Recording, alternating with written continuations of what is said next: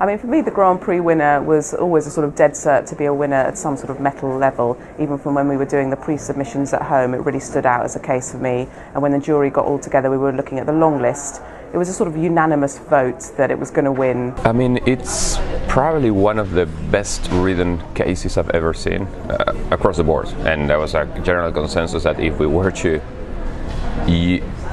to train people or show people, either our marketing teams or agencies, how to put together a case, we would like to use that case. We really proved beyond reasonable doubt, like in a jury in a courthouse, that it not only created a lot of emotional impact in the country, right? Lots of people loving it. They love not just the content, they love the brand more.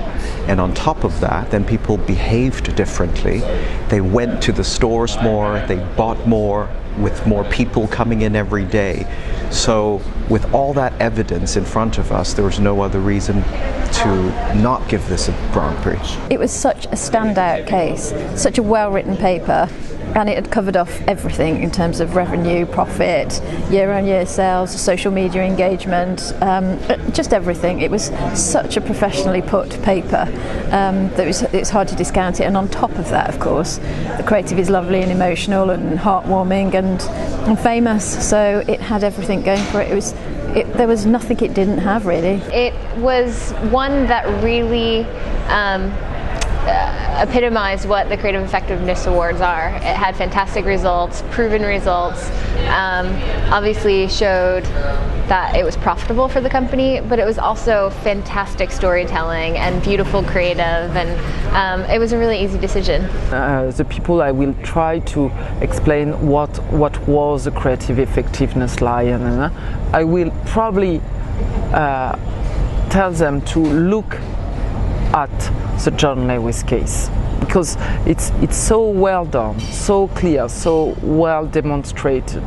The John Lewis stood out. It was just the exemplary one, and it stood out by light years from the field. It's a great. Maybe it seems easy. Oh, another John Lewis blockbuster campaign, but it's a vote in favour of brand building, it's a vote in favour of creativity, and it's a vote in favour of demonstrating that it actually really works at scale. I think with that vote we voted for the industry, and that makes me feel really, really good. It had really strong effects, it had really strong work tied to that, but then it was put together in a way that made it impossible not to award it, really.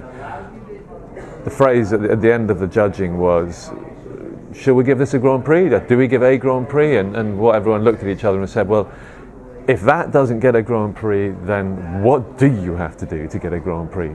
They had very good econometric modeling at play, and it essentially proved that there was a direct correlation between the work and the result.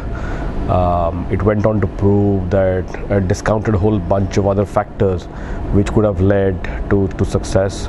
Actually, I get goosebumps when I think about it, because it's such an incredible piece of work for a boring UK retailer that year after year they have managed to create some of the most beautiful work which has driven sustained growth and success. It's phenomenal. It's breathtaking what they've achieved, actually.